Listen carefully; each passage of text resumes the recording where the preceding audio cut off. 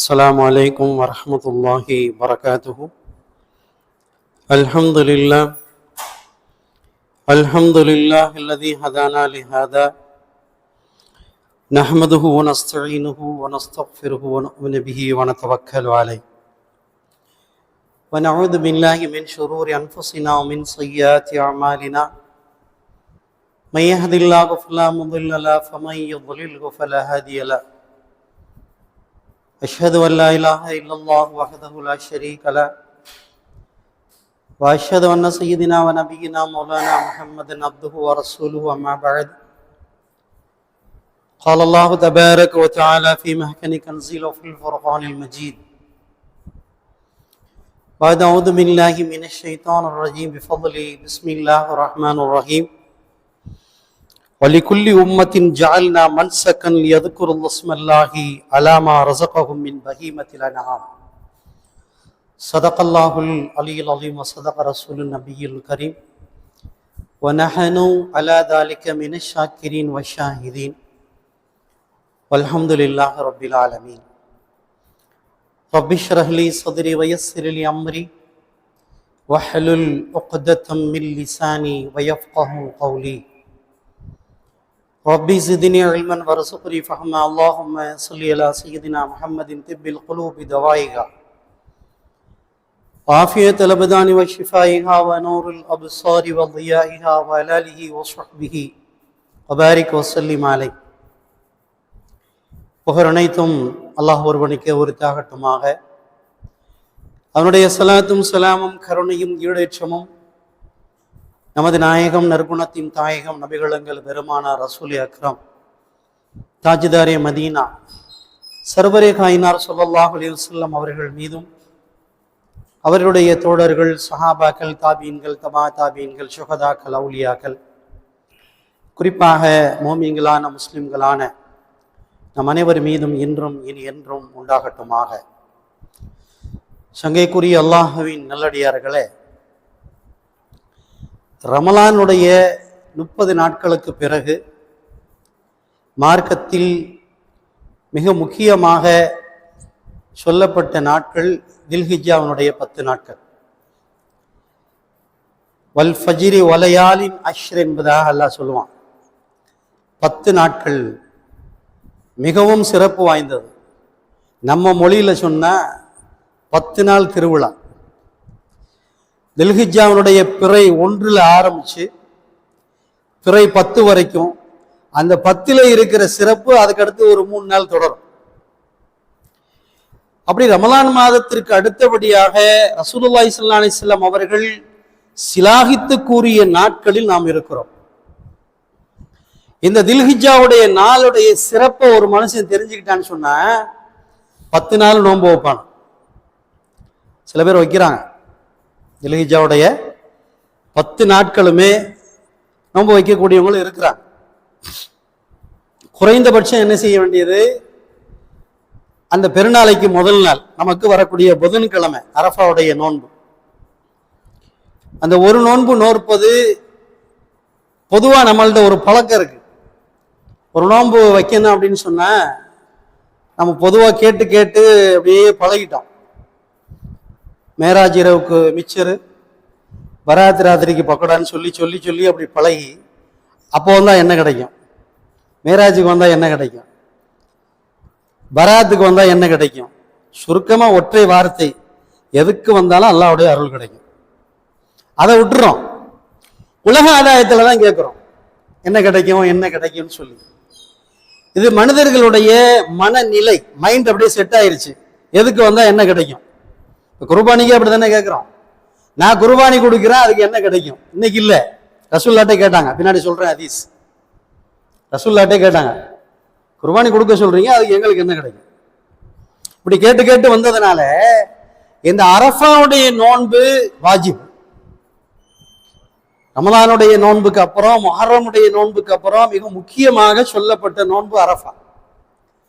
அந்த அரஃபாவுடைய நோன்புக்கு என்று என்ன நன்மை அப்படின்னு சொன்னா, சனத்தின் மா கபில்ஹா, அதற்கு முந்திய ஒரு ஆண்டு நீங்க செய்த பாவங்கள் மன்னிக்கப்படும் ரசூலுல்லாஹ் சொல்றாங்க.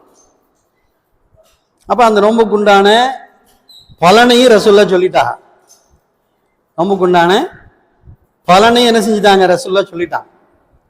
இப்ப நாம என்ன செய்ய வேண்டியது, முயற்சி செய்யணும். அந்த அஜி பெருநாளைக்கு முதல் நாள் புதன்கிழமை அந்த ஒரு நாள் நோன்பு நோற்பது. ஒரு வருடம் பாவம் சும்மா இல்லை. ஒரு வருஷம்னு சொன்னா நம்ம நினைக்கலாம், சே என்ன ஒரு வருஷம் தானே, நம்ம 55 வருஷம் 60 வருஷம் வாழ்ந்திருக்கோம். ஒரு வருஷம் எவ்வளவு பாவம் செஞ்சோம் நமக்கு தெரியாது. ஒரு வருஷம் எவ்வளவு பாவம் செஞ்சிருக்கோன்னு சொல்லி மலக்குமார்கள் இருக்கிறார்களே, எழுதி கொண்டே இருக்கிறார்கள். ஒவ்வொரு அசைவும், ஒவ்வொரு வார்த்தையும், ஒவ்வொரு பார்வையும், ஒவ்வொரு கேள்வியும், செய்தியும், பிடிப்பும், நடத்தும் அத்தனையும் பதிவு செய்யப்படுகிறது. சொல்லியிருப்பேன் ஏற்கனவே, கேமராவுக்கு இருக்கிற பயம் கூட மலக்குமார்கள்ட்ட இல்லை. கேமரா இருக்குன்னா பார்த்துட்டு பயப்படுறான். ஆனா மலக்குமாறு பார்த்துக்கிட்டே இருக்கிறாங்க, பதிவு செஞ்சுக்கிட்டே இருக்கிறாங்க, பயப்பட மாட்டேங்கிறான். அப்ப ஒரு வருடத்தில் எத்தனை வார்த்தைகள் வரம்பு மீறி பேசி இருப்போம், எத்தனை பார்வைகள் பார்க்கக்கூடாத பார்வை பார்த்திருப்போம், எவ்வளவு சத்தங்கள் கேட்கக்கூடாத விஷயங்கள் கேட்டிருப்போம். இந்த இடத்துல ஆகாதான் பேசுவான்னு தெரியும், இருந்தாலும் கொஞ்ச நேரம் நின்று கேட்கிறது, அதுல ஒரு சந்தோஷம். அடுத்தவன் அடிச்சுக்கிறது கேட்கறதுல ஒரு சந்தோஷம். அல்ப ஆசையா இல்லையா அது? அவன் 2 பேரும் என்னமோ அடிச்சுக்கிறான், எவனோ ஒருத்தர் சாவர.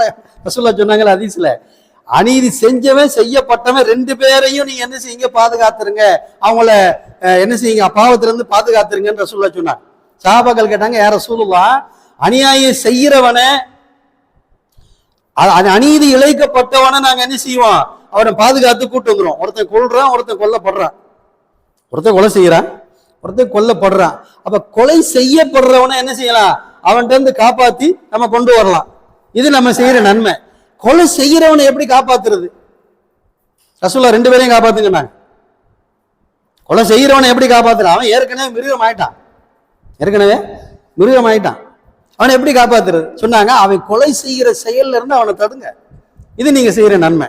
அப்ப 2 பேரையுமே இவன் கொலை செய்யப்படுவதிலிருந்து இருந்து பாதுகாக்கணும், அவன் என்ன செய்யணும், கொலை செய்வதிலிருந்து பாதுகாக்கணும். அப்ப இந்த விஷயங்கள்ல நாம வார்த்தைகள் சொல்வது, கேட்பது எல்லாமே பாவம். நமக்கு தெரியாது, நமக்கு பாவம்னே சரி தெரியாம செய்யற பாவம் தான் நம்மளுடைய லக்கேஜ்ல நிறைய சேர்ந்து போயிருக்கும். இதுவெல்லாம் பாவமா அப்படின்னு நினைச்சிருப்போம். ஆனா அதெல்லாம் என்ன செஞ்சிடும், லோடு சேர்ந்து சேர்ந்து சேர்ந்து சேர்ந்து டன் கணக்கில் போய் நிற்கும். கியாமத்துடைய விஷயத்துல வருது, ஒரு மனிதனுடைய அமல்கள் நாளை மறுமையில் விரித்து போடப்படும். பெரிய பெரிய லெட்ஜர் நோட்டு, ஒவ்வொரு பக்கமும் கண்ணு கட்டின தூரம் வரைக்கும் இருக்கும். இவன் சொல்லுவான், நான் என்ன துனியாவில் 50 வருஷம் 60 வருஷம் தானே வாழ்ந்தேன், இவ்வளவு அமலா இருக்கும்னு. ஆனா தோண்டி பார்த்தா தெரியும், அத்தனையும் செஞ்சிருப்பான். ஆமா, மனைவிட்ட பேசுறது, நீ என்ன பெரிய ஆளை பதிஞ்சிருவாங்க. மனைவிட்ட என்னத்தை கொண்டு வந்த பேசுவான். ஆணாதிக்க முறையில், பெண்களை அடிமைப்படுத்துற முறையில பேசுறது. உடனே மலக்குமார் பதிஞ்சிருவாங்க, நமக்கு தெரியாது, மறந்துடுவோம். இதெல்லாம் பதிவு செய்யப்படும். இப்ப சொல்லுங்க, ஒரு வருஷத்தினுடைய பாவங்கள் எல்லாம் மன்னிக்கிறான் இந்த அரஃபாவுல. அடுத்த வருஷம் ஹயாத்தோட இருந்தோம்னா அடுத்த வருஷம் ஹயாத்துல என்ன செய்வான், அரஃபா நோன்பு வைப்பான். இப்ப இந்த அரஃபாவில இருந்து அடுத்த அரஃபா வரைக்கும் நம்ம பாவம் மன்னிக்கப்படும். பாவங்களே இல்லாம வாழ்றதுக்கு தான் ரசூலுல்லாஹ் நமக்கு வழி சொல்றாங்க. பாவம் செய்யறது இயல்பு. ஹதீஸ்ல வருது, குல்லு பனி ஆதம் ஹத்தாவுன், ஒவ்வொரு ஆதமுடைய மகனும் தவறு இழைக்கக்கூடியவன் தான். ஆனால் அதுல சிறந்தவன் யாரு, தௌவாபு. தவறுக்கு பிறகு வருந்தி தௌபா செய்யறவன் தான் அவன் சிறந்தவன் ரசூலுல்லாஹ் சொல்றாங்க. அப்ப ஒவ்வொரு நாள்களில், மாதங்களில், நாட்களில், நேரங்களில், நிமிடங்களில், நொடிக்கணக்கில் நாம் செய்து விடுகின்ற சேர்ந்து போகிற பாவங்கள் அவை மன்னிக்கப்படுவதற்கு ரசூலுல்லாஹ் நமக்கு வழி சொல்லி தர்றாங்க. ஒவ்வொரு விஷயத்திலையும் சொல்லி தர்றாங்க. அரஃபாவுக்கு 1 வருஷம், முஹர்ரமுக்கு என்ன செய்யுது, ஒரு முன்னாடி 1 வருஷம், பின்னாடி 1 வருஷம், ஆஷுராவுல சொல்லி தர்றாங்க. அப்ப இது என்ன பெரிய விஷயம்னு சொல்லி நம்ம தள்ளி விடுகிறது இருக்கிறதே, இது நம்மளுடைய அமல்களை ஒண்ணும் இல்லாம ஆயிடும். ஒரு அமல் ரசூலுல்லாஹ் சொல்றாங்கன்னு சொன்னா அதனுடைய பெருமதியை விளங்கி என்ன செய்யணும். அப்ப அல்ஹம்துலில்லாஹ் ஒரு 14 மணி நேரம் பெரிய கஷ்டம்லாம் இல்லை. என்னங்க நோன்பு வச்சா அந்த வேலை பார்க்க முடியாது, இந்த வேலை பார்க்க, கொஞ்சம் அட்ஜஸ்ட் தான் பண்ணணும். வெயில் கடுமையாக தான் இருக்கு. என்ன செய்யணும், கொஞ்சம் அனாவசிய வேலைகளை குறைச்சிக்கிட்டு அத்தியாவசிய வேலைகளை மட்டும் செஞ்சுட்டு அனாவசிய வேலைகளை குறைச்சிக்கலாம். என்ன செய்யலாம், சரி நோன்பு தான் வச்சிருக்கிறோமே அப்படின்னு சொல்லி டைம் பாஸுக்காக ஆகாத வேலையில மாத்திரக்கூடாது. அப்போ ஒரு நாள் அல்லாஹ்விற்காக வேண்டி அரஃபாவுடைய நோன்பு நான் நோக்கிறேன் என்று நியத்து வைக்கிறது. முதல் விஷயம், தில்ஹிஜ்ஜாவுடைய 10 நாட்களில் நாம் நீயத்து வச்சு செய்ய வேண்டிய ஒரு விஷயம் அரஃபா நோன்பு வைக்கணும், நீயத்து வைக்கணும். இன்னைக்கே வீடுகளில் சொல்லிருங்க. நோன்பு வைப்பதற்குண்டான உடல் ஆரோக்கியம் உள்ளவங்க அரஃபாவுடைய நோன்பு இன்ஷால்லா வைக்கிறோம் அப்படின்னு நீயத்து வச்சிருக்கு. அடுத்து நான் சொன்னது ஏற்கனவே குர்பானி. குர்பானி அப்படிங்கிறதுன்றான சரியான தர்ஜுமா டிரான்ஸ்லேஷன் என்ன அப்படின்னு சொன்ன, அல்லாஹ்விற்காக வேண்டிய பணமாகவோ பொருளாகவோ எதை கொடுத்தாலும் அது குர்பானி தான். சரியான அர்த்தப்படி ஒருத்தர் ஏழை இருக்கிறார், எனக்கு தேவை இருக்கு, இருந்தாலும் என்னுடைய தேவையிட அவருக்கு ரொம்ப அவசிய தேவையா இருக்கு அப்படின்னு தெரியும் போது என்னுடைய தேவையை குறைச்சிக்கிட்டு அவருக்கு செய்யறது குர்பானிங்கிறாங்க. இது குர்பானி. உருதுல பேசும்போது சொல்லுவாங்க ஜரா குர்பான் கரோ அப்படின்னு சொல்லுவாங்க. அப்படின்னா கொஞ்சம் தியாகம் செய்யுங்கன்னு அர்த்தம். கொஞ்சம் உங்களுடைய தேவையில குறைச்சிக்கிட்டு அடுத்தவருடைய தேவைக்கு முக்கியத்துவம் கொடுங்க அப்படின்னு சொல்லி. அப்ப இதுவெல்லாம் குர்பானி என்று இருந்தாலும் கூட தில்ஹிஜ்ஜாவுடைய 10வது நாள் அல்லாஹ்விற்காக வேண்டி உங்கள் வீட்டில் உள்ள உயிர்கள் பாதுகாக்கப்பட வேண்டும் என்ற எண்ணத்தில் ஒரு உயிரை அறுத்து அல்லாஹ்வுக்காக பலியிடுவது குர்பானி என்று சரியான அர்த்தத்தை சொல்றாங்க. குறைந்தபட்சம் என்ன செய்யறது? ஒரு குடும்பத்திற்கு ஒரு உயிர் அறுக்கப்பட வேண்டும். ஒரு குடும்பத்திற்கு ஒரு உயிர்னா என்ன? கோடிக்கணக்கா வச்சிருக்கிறவங்க என்ன செய்வாங்க? அரபு நாடுகள்லாம் பாத்தீங்கன்னு சொன்னா போன வருஷம் ஒரு பதிவு வந்திருக்கு. ஒரு கோடீஸ்வரர் என்ன செஞ்சிருக்கிறாரு, கிட்டத்தட்ட 3000 ஒட்டகம் அறுத்திருக்காரு. ஒரு ஒட்டகத்துடைய காஸ்ட் என்ன தெரியுமா? நம்ம ஊர்லயே மெர்சிடிஸ் பென்ஸ் காருடைய தொகை, பென்ஸ் கார் இருக்கு இல்லையா, அது வாங்குற அளவு காசு. அமெரிக்கா, அது அரபு நாட்டில் உள்ள ஒட்டகம் எப்படி இருக்கும்? இங்க கூட்டிட்டு வர்றாங்கல்ல, ஊர்வலம் கூட்டு வர்றாங்க. அஜிப நாளைக்கு முன்னாடி சில குரூப் என்ன செய்வான், நாங்க ஒட்டகம் கொடுக்குறோம் அப்படின்னு சொல்லி சில குரூப் பண்றாங்க. ஒட்டகத்தை கூட்டு வந்து ஊரு பூரா சுத்தி விட்டு அதை பங்கு வச்சு 3000 பங்கு வச்சு ஒரு வீட்டுக்கு 100 கிராம் கொடுப்பான். இது லேபிள், விளம்பரம். அரபு நாட்டுடைய ஒட்டகம் எப்படி இருக்குன்னு சொன்னா ஒரு மனிதர் ஏற முடியாது, அவ்வளவு உயரத்துல இருக்கும். அதனுடைய எடை அப்படி இருக்கும், பருமன் அப்படி இருக்கும். அப்படிப்பட்ட ஒட்டகம் அதை என்ன செஞ்சிருக்கிறாரு, ஒரு அரபி 3000 ஒட்டகம் அறுத்து கொடுத்திருக்கிறார். அப்ப ஏன் அவர் நினைக்கிறாரு, அல்லாஹ் என்னிடமிருந்து கேட்டுட்டான், செய்யறத திருப்தியா செய்வோம் அப்படின்னு அவர் செஞ்சிருக்கிறார். அவர் குடும்பத்துக்கு 3000 ஒட்டகம் தேவையில்லை. 1000 பேர் இருப்பாங்க, இருக்க மாட்டாங்க. அவருக்கு ஒரு குடும்பத்திற்கு ஒரு உயிர், ஒரு குடும்பத்திற்கு ஒரு உயிர். அப்ப ஒட்டகம் கொடுக்குறவங்க கொடுப்பாங்க, வசதிக்கு மாடு கொடுக்குறவங்க ஒரு குடும்பத்துக்கு 100 மாடு. நம்ம ஊர்களே இருக்கு, தமிழ்நாட்டிலே கொடுக்குறாங்க. பெரிய செல்வந்தெல்லாம் என்ன செய்யறாங்க, ஒரு குடும்பத்துக்கு 100 மாடு இருக்கிறாங்க. ஒரு குடும்பத்துக்கு 100 மாடு அறுத்து கொடுக்குறவங்க எல்லாம் கொடுக்குறாங்க. சரி, அல்ஹம்துலில்லாஹ். நம்ம அந்த லெவலாம் செய்ய வேணாங்க, ரொம்பவும் கீழே போயிட வேணாம், ரொம்பவும் மேலே போயிட வேணாம். நம்ம எப்பவுமே அடிக்கடி சொல்லிக்கிறோம், நாங்கெல்லாம் நடுத்தர வர்க்கம் அப்படின்னு சொல்லி, மிடில் காஸ்ட். நம்மலாம் அப்படி அடிக்கடி சொல்ற வார்த்தை, தப்பிக்கிறதுக்காக சொல்றது. ஜக்காத்து கொடுக்கையில மட்டும் சொல்லுவோம் நடுத்தர வர்க்கம்னு சொல்லி. ஆனா மற்ற நேரத்தில் பெருமை பேசும்போது என்ன மாதிரி ஆள் இல்லை அப்படின்னு சொல்லுவோம். பெருமைக்கு பேசும்போது பெருமையா பேசிக்கிறோம். ஆனா கொடுக்கணும்னு வரையில நாங்களே இல்லாதவங்க நடுத்தர வர்க்கங்க, மிடில் காஸ்ட் அப்படின்னு சொல்லுவோம். அப்ப நடுநிலையா இருக்கிற நாம அல்ஹம்துலில்லாஹ் ஒரு குடும்பத்திற்கு ஒரு ஆடு, இது நடுநிலையான ஒரு குர்பானி, நடுநிலையான ஒரு குர்பானி. அப்ப இந்த குர்பானியுடைய வரலாறு தெரிஞ்சுக்கிறதுக்கு முன்னாடி எங்க இருந்து இது ஆரம்பிச்சிச்சு, முதல்ல உலகத்துல குர்பானி எங்க இருந்து ஆரம்பிச்சிச்சு அப்படின்னு சொன்னா, ஹஜ்ரத் ஆதம் அலைஹிஸ்ஸலாத்து வஸ்ஸலாம் அவர்களுடைய வாழ்க்கை அந்த துவக்கத்துல அல்லாஹ் ஒரு அருமையான அமைப்பு வச்சிருந்தான். மனிதர்கள் யாருமே இல்லை, முதல் மனிதர் ஆதம் அலைஹிஸ்ஸலாம் தான். அப்ப அவர்கள இருந்து மனித சமுதாயம் பெருகணும், மனித சமுதாயம் பெருகணும். அப்ப அல்லாஹ் சொன்ன அதுல உண்டான வழிமுறை என்னன்னு சொன்னா, ஆதம் அலைஹிஸ்ஸலாம் அவர்களும் ஹவ்வா அலைஹிஸ்ஸலாம் 2 பேரும் தான் இருக்கிறார். ஒரே ஒரு சூழலில் ஹவ்வா அலைஹிஸ்ஸலாம் கர்ப்பம் உருவாங்க, குழந்தை பிறக்கும், ஆண் ஒண்ணு பெண் ஒண்ணு பிறக்கும். அடுத்த சூழல்ல என்ன செய்யும், ஆண் ஒண்ணு பெண் ஒண்ணு பிறக்கும். இந்த ஆண் என்ன செய்வாங்க, அந்த பெண்ணுக்கு திருமணம் முடிச்சு கொடுப்பாங்க. இதான் அமைப்பு. வேற யாரும் இருக்கா? யாருமே இல்லையா, மாமனும் இல்லை, மச்சானும் இல்லை, குப்பியும் இல்லை, மாமும் இல்லை, சச்சானியும் இல்லை, பெரியத்தாவும் இல்லை, எந்த உறவும் இல்லை. இப்படித்தான் இருக்கு. இதான் அல்லாஹ்வுடைய அமைப்பு. இப்படிதான் மனித வரலாற்றை துவக்க வேண்டும் என்று அல்லாஹ்வுடைய அமைப்பு இருந்தது. இதே மாதிரி அமைப்பில் வரும்போது ஒரு பெண், அந்த பெண்ணுக்கு திருமணம் முடிக்கணும். இங்க வரிசையா வந்ததுக்கு அப்புறம் திருமணம் முடிச்சு வரிசையா வந்ததுக்கு அப்புறம் ஆதம் அலைஹிஸ்ஸலாத்துடைய மகன்கள்ல இன்னைக்கும் கொழும்புல ஹாபில் காபில் மலைன்னு கேள்விப்பட்டிருப்பீங்க. ஹாபில் காபில் அப்படின்னு சொல்லி ஒரு பெரிய மலை கொழும்புல இருக்கும். அவங்க 2 பேர் ஆதம் அலைஹிஸ்ஸலாத்துடைய மகன்கள் ஹாபில் மற்றும் காபில். இந்த 2 பேருக்கு திருமணம் முடிப்பதற்குண்டான நேரம் வருகிறது. ஒரே பெண்ணை 2 பேரும் விரும்புறாங்க. இந்த பெண்ணை நாங்க 2 பேரும் திருமணம் முடிக்கணும். போட்டி. ஃபர்ஸ்ட் பித்துனா எங்க வந்து பத்தியில உலகத்துல குழப்பம் எங்க வருது? இங்கதான் குழப்பமே வருது. பெண்ல தான் ஃபர்ஸ்ட் குழப்பமே ஆரம்பிக்குது. கியாமத் நாள் வரைக்கும் அது இருக்கும். அப்ப ஒரு பெண்ணை இருவரும் திருமணம் முடிக்க ஆசைப்பட்ட பொழுது அல்லாஹ்வுடைய உத்தரவு எப்படி வருகிறது? இப்ப ஒண்ணும் செய்ய முடியாது. அப்ப 2 பேரும் என்ன செய்யுங்க? குர்பானி கொடுங்க. 2 பேரும் அல்லாஹ்வுக்கு முன்னாடி நீங்க குர்பானி கொடுங்க. யாருடைய குர்பானி அல்லாஹ்வால் ஏற்றுக்கொள்ளப்படுகிறதோ அவருக்கு அந்த பெண் சொந்தம். இதுல காபில் வந்து விவசாயி, காபில் வந்து விவசாயி, ஹாபில் வந்து ஆட்டு வியாபாரி. ஹாபில்கிட்ட ஆடு நிறைய இருக்கு, காபில்கிட்ட விவசாயம் தானியங்கள் இருக்கு. அப்ப கொடுக்கிறது குர்பானி. எப்படி குர்பானி கொடுக்கணும்? நான் கொடுப்பது சிறந்ததாக இருக்கின்ற பொழுது அல்லாஹ் ஏத்துக்குருவான். அந்த எண்ணம் வரணும். என்கிட்ட இருக்கிறதுல பெஸ்ட் சிறந்ததை கொடுக்கணும். சும்மா ஏதோ அல்லாஹ் சொல்லிட்டான் ரசூலுல்லாஹ் சொல்லிட்டாங்க அப்படின்னு சொல்லி பேருக்கு சொல்லி கொடுக்கறதுக்கு பேர் இல்ல குர்பானி. போன வாரமே சொல்லிட்டேன்.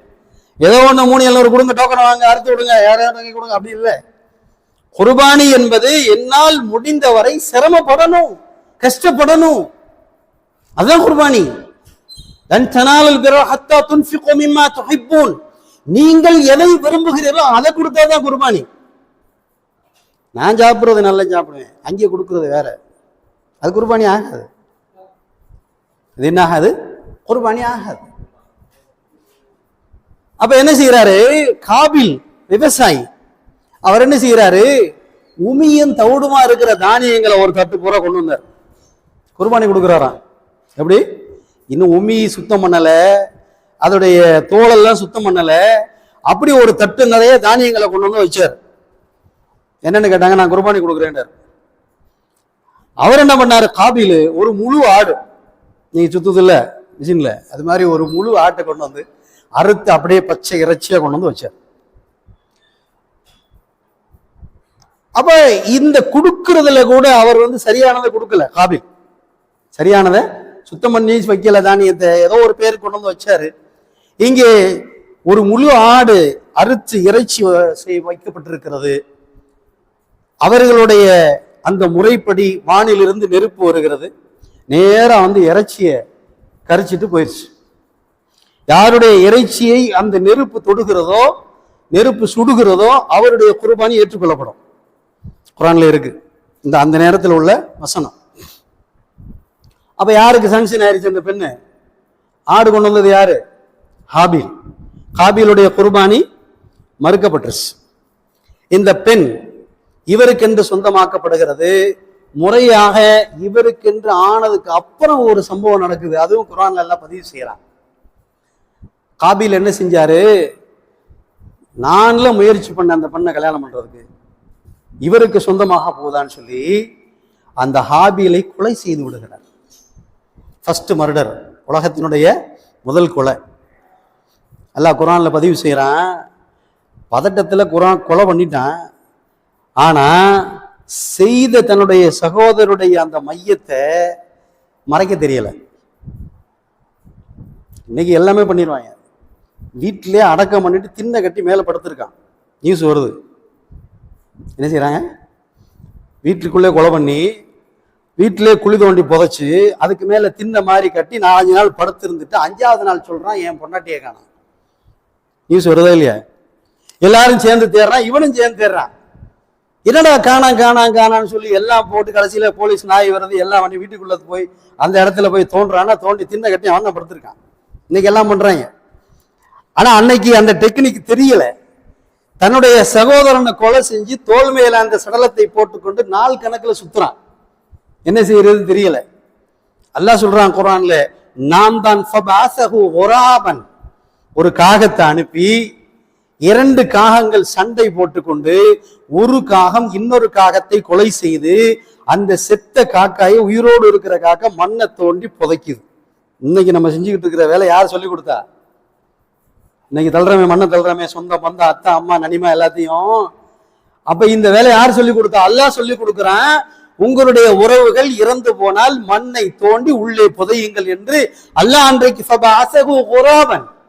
காகத்தை அனுப்பி சண்டையிடை செய்து ஒரு காகம் இன்னொரு காகத்தை கொலை செய்து மண்ணை தோண்டி புதைத்தது என்று சொல்லி தருகிறார். சரி, இது ஹைர் அல்ஹம்துலில்லாஹ், இதை விட்டுருவோம். நமக்கு இப்ப தேவை டாபிக் குர்பானி. குர்பானி என்பது ஹஸரத் ஆதம் அலைஹிஸ்ஸலாத்து வஸ்ஸலாம் அவர்களுடைய காலத்திலிருந்து துவக்கம் செய்யப்பட்ட ஒரு விஷயம். அன்னைக்கே அல்லாஹ் கேட்டான், உங்களிடமிருந்து எங்களுக்கு தேவையானது நீங்க கொடுங்க. அல்லாஹ்வுக்கு தேவையில்லை. இன்னொரு வசனம் வருது,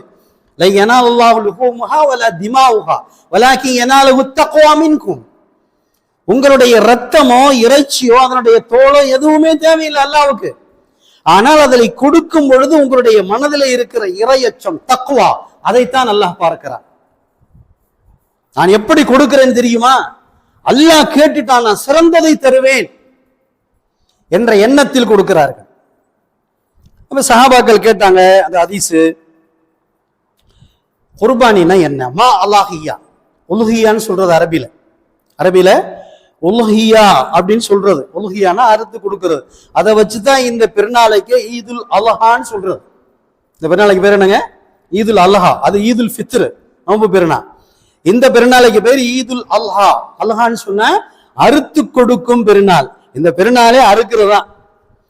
அந்த நாளில் செய்யக்கூடிய காரியங்களில் அல்லாஹ்வுக்கு ரொம்ப விருப்பமானது இஹ்ராக்குத் தமி, கத்தியால் அறுத்து ரத்தத்தை ஓட்ட விடுவது இருக்கிறதே, இதுதான் அல்லாஹ்வுக்கு ரொம்ப பிரியம் அப்படின்னு சொல்றாங்க.